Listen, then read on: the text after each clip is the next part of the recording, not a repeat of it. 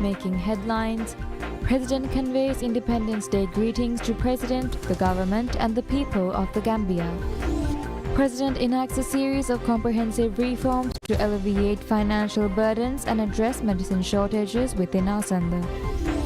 Parliament approves the revised mandates for 3 key ministries following a proposal submitted by the President.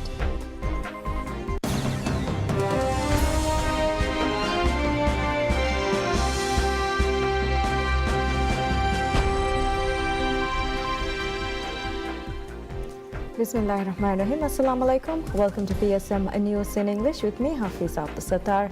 And now the news in detail.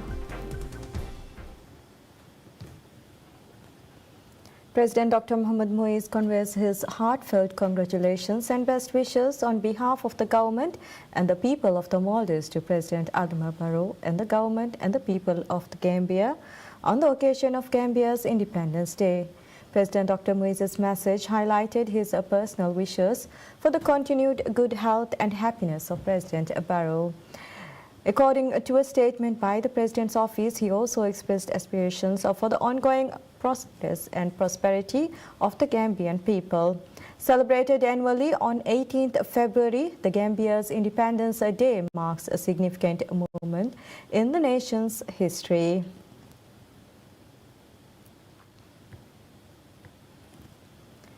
President Dr. Mohamed Muiz enacts a series of comprehensive reforms in a significant effort to alleviate financial burdens and address medicine shortages within the National Healthcare Insurance Scheme, ASANDA. These changes recommended by the Cabinet were prompted by a detailed review of a proposal submitted by the Ministry of Health during the Cabinet meeting held on Sunday. According to a statement from the President's office, a suite of measures has been introduced to enhance the Asanda healthcare scheme. A mechanism will be established to ensure that all prescribed medicines in the country are registered under Asanda. Additionally, treatment guidelines will be finalized to standardize medical practices across the healthcare system. To streamline the availability of medicines, a dashboard is being developed to enable doctors to view the availability of medicines through the State Trading Organization, STO. According to the President's office, doctors will be apprised of these changes to ensure they are informed and up to date with the new system. All medicines on the approved drug list will be made continuously available in STO pharmacies without interruptions, the statement said. STO is also set to secure the necessary permissions to import medicines from foreign hospitals empaneled by Asanda, in compliance with Maldives Food and Drug Authority MFDA policies. As long-term solution, STO will establish a direct procurement system from manufacturers. The reforms extend to the establishment of 4 general practitioner GP clinics in Malé, according to the President's office, ensuring uninterrupted access to medicines through the STO pharmacy. This initiative will also be implemented across all islands and regional hospitals, guaranteeing that medicines are provided exclusively through Asanda. Should any medicines be unavailable on the islands, they will be supplied by STO upon request. The Ministry of Foreign Affairs will expand its role in facilitating the importation of medicines from abroad. Addressing service delivery issues, the President's office stated the Health Ministry will tackle any concerns referred to them. Inpatients will gain access to medicines from hospitals via STO, and the MFDA will trace every imported medicine. A digital system will be introduced to allow patients to track the availability and location of medicines through their prescriptions. In his presidential address, President assured that the administration will enact measures to ensure citizens do not encounter obstacles or financial hardships when procuring medicines through Asanda. Parliament approves the revised mandates for 3 key ministries following a proposal submitted by President Dr. Mohamed Muiz. The affected ministries are the Ministry of Higher Education, Labour and Skills Development, the Ministry of Homeland Security and Technology, and the Ministry of Health. The Government Oversight Committee conducted a thorough review of President Dr. Muiz's proposal before the mandates received parliamentary endorsement. The Higher Education Ministry's revised mandate includes all aspects of higher education and training. This encompasses expanding educational opportunities, regulating and providing financial assistance, covering all aspects of the Maldives National Qualifications Framework, and ensuring occupational health and safety. Similarly, the updated mandate for the Homeland Security Ministry focuses on ensuring homeland security, maintaining peace and domestic security, combating crime, and overseeing individuals in state custody. Responsibilities also cover immigration, enforcement of policies regarding migrant workers, oversight of juvenile delinquents, combating the trafficking and the use of narcotic substances, and managing international registration and population data. Equally important, the Health Ministry's revised mandate prioritizes the health of citizens. It includes the regulation of healthcare institutions and professionals, ensuring the safety of food, medicine, and other pharmaceutical products, and maintaining the provision of safe blood samples. Additionally, the ministry is tasked with overseeing care for individuals in state institutions, particularly those with disabilities. Parliament endorses the nominations of non-resident ambassadors to 5 countries and representatives to 4 international organizations. Parliament, during its sitting on Tuesday, gave the green light to President Dr. Mohamed Muiz's nominations of non-resident ambassadors to Bhutan, Kuwait, Egypt, Canada, and the Swiss Federation. President Dr. Muiz's nomination of representatives to the World Trade Organization (WTO), International Maritime Organization (IMO), International Renewable Energy Agency (IRENA), and Organization of Islamic Cooperation (OIC), Chief of the Maldives to the United Nations Office in Geneva, Dr. Salma Irtisham Adam, to IMO. Ambassador of Maldives to the United Arab Emirates, Muhammad Hussein Sharif, to IRENA. Ambassador of Maldives to the Kingdom of Saudi Arabia, Ahmed Sarir, to OIC, non-resident ambassadors endorsed by the Parliament. Ambassador of Maldives to Saudi Arabia, Ahmed Sarir, as the non-resident ambassador to Egypt. Ambassador of Maldives to Saudi Arabia, Ahmed Sarir, as the non-resident ambassador to Kuwait. Ambassador of Maldives to the United States, Abdul Kafur, as the non-resident ambassador to Canada. High Commissioner of Maldives to Bangladesh, Shunin Rashid, as the non-resident ambassador to Bhutan. Permanent representative of the Maldives to the United Nations Office in Geneva, Dr. Salma Rashid, as the non-resident ambassador to the Swiss Confederation. In addition, Parliament on Tuesday also approved Maldives' participation in the Berne Convention for the protection of literary and artistic works. Parliament enacts an amendment to the Decentralization Act mandating the provision of Ramadan allowances to all members of Women's Development Committees, WDCs, commencing with the forthcoming fasting month of Ramadan.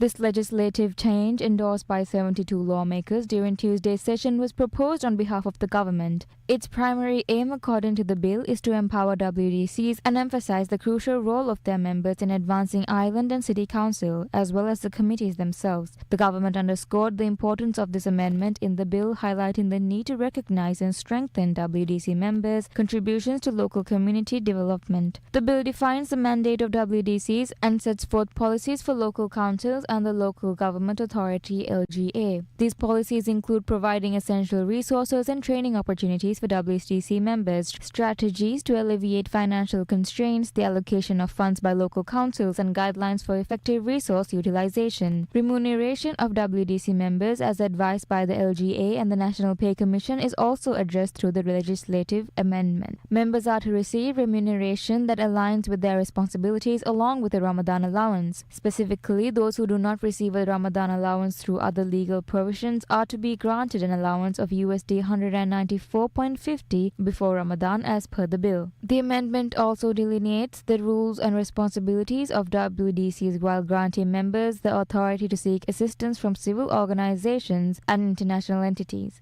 Members are also empowered to establish collaborative relationships with these organizations. Previously, the Charter of WDCs required formulation with local council advice. The new amendment, however, however, mandates the charter's development with input from the LGA. Additionally, 5% of the funds allocated to local councils by the government must be earmarked for WDC's responsibilities. Local councils must disburse the necessary funds within 30 days of receiving government funds for the first 2 quarters of each year, as per the bill, while the remaining funds can be allocated according to the guidelines yet to be established by the LGA. This amendment fulfills a pledge made by President Dr. Muhammad Muizzu on 14 December 2024 during a speech in Dangeti Alifu Dalu Atoll. WDC's work towards enhancing women's participation in decision-making processes at both local and national levels, advocating for gender equality and advancing women's rights.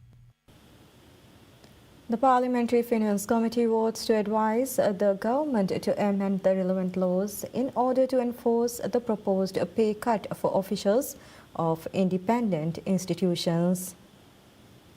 The proposal specifies that salary reductions for officials within independent institutions, the judiciary and parliament members will also be implemented for a period of 2 years. It is part of the administration's economic reform and austerity measures aimed at reducing public expenditure, budget deficits and national debt. President Dr. Muizzu outlined that the 2-year austerity plan includes a 10% reduction in the basic salaries of senior officials within independent institutions who currently earn over USD 778.34 per month. According to the report of the Parliamentary Finance Committee, after reviewing the proposal, the salaries and allowances of independent institutions can only be revised after amending the respective laws. The report also said that such a decision would not be fair as the salary and allowances are categorized to maintain organizational hierarchy and should be deducted equally. Therefore, the report said the committee does not recommend a deduction from the salary at this time. Speaking during Tuesday's sit-down, the committee chairman Qasim Ibrahim said only the salaries of parliamentarians, the Auditor General's office and the judiciary could be reduced without legislative amendments. In addition, the committee report also recommended the government to identify institutions that share a similar mandate and merge them by amending the relevant laws. So the committee unanimously passed to recommend the government to propose the required legislative amendments to enforce pay cuts for officials of most independent institutions. The committee report will now proceed to the parliament floor for a vote.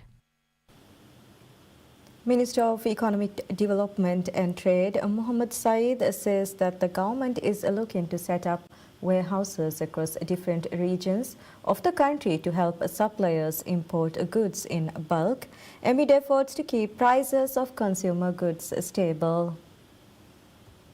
The government has launched several initiatives to maintain the price of consumer goods in the market. The government is working with the state trading organization STO to keep prices of most essential items stable during the upcoming holy month of Ramadan. Efforts have been underway since October last year, and the government has assured that prices will be kept stable this Ramadan as they were last year. The Ministry of Economic Development and Trade has also set up a special platform to closely monitor the prices of essential commodities in the market. Speaking during a press conference, the minister said facilitating the bulk importation, storage and warehousing of goods was also part of the price stability measures. He said that the government is looking to designate land for warehouse in different parts of the country, adding that the state-owned Maldives Industrial Development Free Zone (MIDFS) company is leading the initiative. However, the minister did note that the current measures being implemented by the government would not be sustainable for price stability in the long term. He added the government's aim is to establish such warehouse facilities to keep prices stable.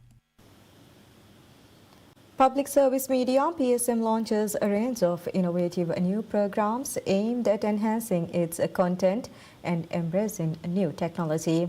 The new programs were launched at a special ceremony attended by cabinet ministers and heads of state-owned enterprises.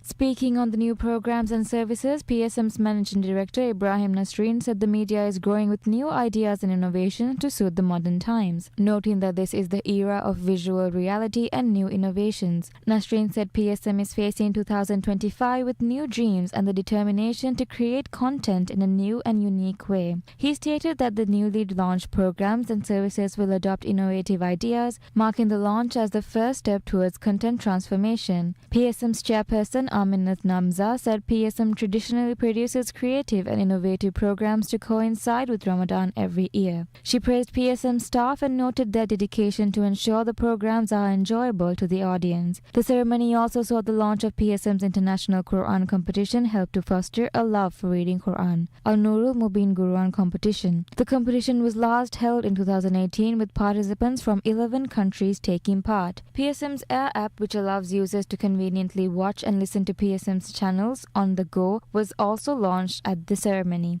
Some older but popular shows such as the Bodobera Challenge, Maldivian Idol, and The Voice of Maldives will make a comeback this Ramadan. Additionally, PSM Lens, which focuses on community workers and volunteers and their contributions, was also launched. The new products and services were launched by cabinet ministers and heads of state-owned companies. They all agreed on PSM's vital role in disseminating information and providing entertainment and stated that its programs were beneficial to the community. The Maldives Marketing and Public Relations Corporation MMPRC and Public Service Media PSM decides to work together to promote tourism in the Maldives. The announcement was made at a function held Monday to launch PSM's programs for the upcoming Ramadan and 2025.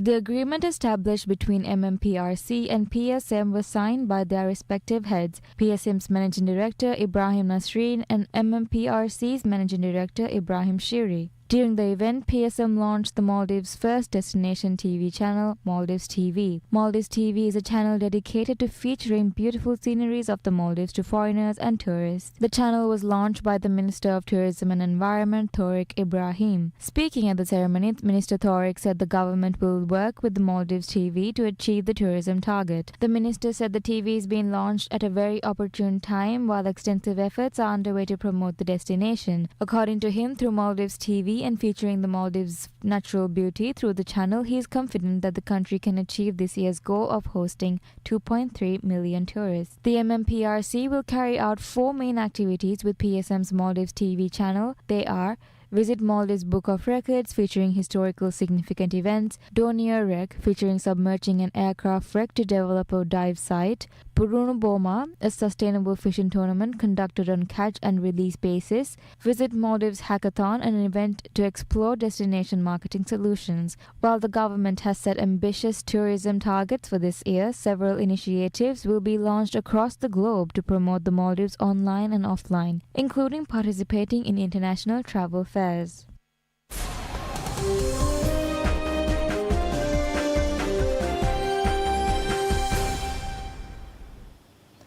Australian Treasurer Jim Chalmers says that the country's central bank's decision to cut interest rates showed the worst of the country's inflation challenges were over. The Reserve Bank of Australia, RBA, cut interest rates on Tuesday for the first time since the 2020 pandemic. Same progress had been made on inflation, though it was still cautious about prospects of further policy raising. Australia's Big Four lenders subsequently cut their interest rates by 25 basis points in tandem with the RBA. This is very welcome news for millions of Australians. This is the rate relief that Australians need and deserve. Now, we know that it won't fix every challenge we have in our economy or in household budgets, but it will help. It's a demonstration of the progress that Australians have made together in this fight against inflation. The first rate cut will provide some relief to borrowers and come as good news for Prime Minister Anthony Albanese, who is facing a tough election to be held no later than May 17. Speculation is swirling that he may use the opportunity to call an early election. Qatar's Minister of State for Foreign Trade Affairs, Ahmad bin Mohammed Al Said, on Tuesday said they were focusing on expanding non-oil and gas businesses with India.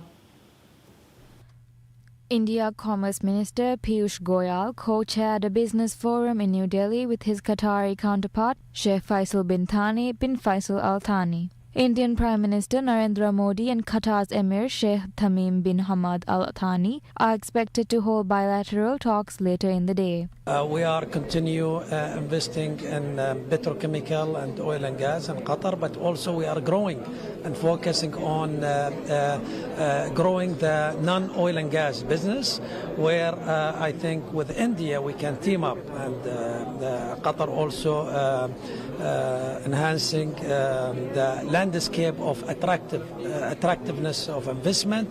We are welcoming Indian business people. We are encouraging our business society, government and public sector to invest more in India. Qatar is an important partner for India as the country's key source of crude oil.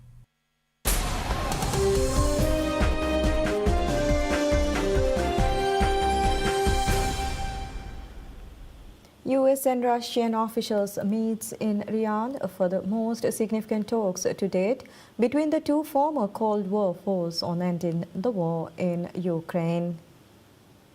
The two sides were expected to discuss ways to end the conflict in Ukraine and restore American-Russian relations. The conversation could pave the way for a summit between US President Donald Trump and his Russian counterpart Vladimir Putin. Ukraine, which is not attending the talks, says no peace deal can be made on its behalf in Riyadh. Russia said Foreign Minister Sergei Lavrov would meet top US officials, including Secretary of State Marco Rubio, in talks that would focus on ending the Ukraine war and restoring the whole complex of Russia-US ties. Kremlin spokesman Dmitry Peskov said the Russian-US negotiations in Saudi Arabia might provide more clarity on a possible meeting between Vladimir Putin and Donald Trump, but there is no understanding on this question yet. Peskov again reiterated that President Putin has always said that Russia is ready for peace talks.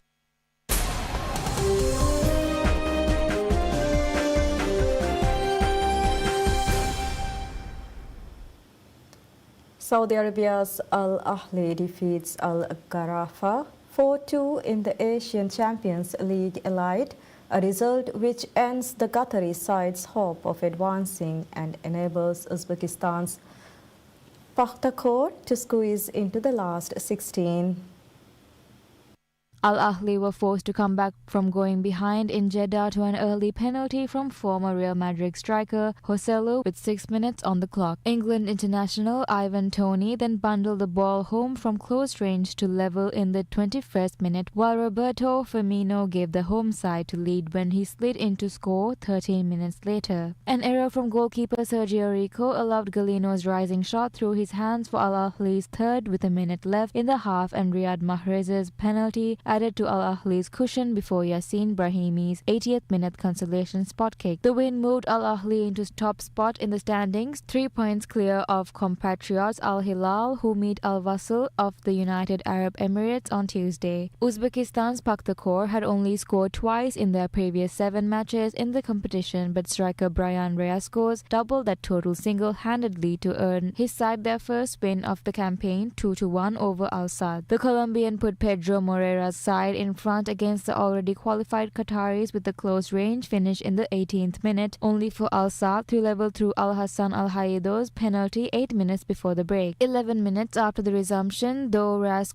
netted again, nodding home after Jonathan Lucas' free kick had looped up invitingly off the defensive wall. However, the qualification prospects of Persepolis hang in the balance following their 0-0 draw in Tehran, with Al Nassr's side missing Cristiano Ronaldo, the Iranians climbing up to 8th place ahead of Tuesday's final league phase matches. A draw for fellow Iranians Esteghlal against Qatar's Al Rayyan, who had their progress confirmed after Monday's result, will take them into the knockout rounds at the expense of their bitter cross-Tehran rivals. The top 8 finishers in both West and East Asia advance to the last 16, with teams due to face off over 2 legs in March in the next phase. The quarterfinals, semi-finals and final will be played centrally in Saudi Arabia in April and May. And that's all we have for this hour. Thank you for watching. Wish you all a very pleasant time ahead.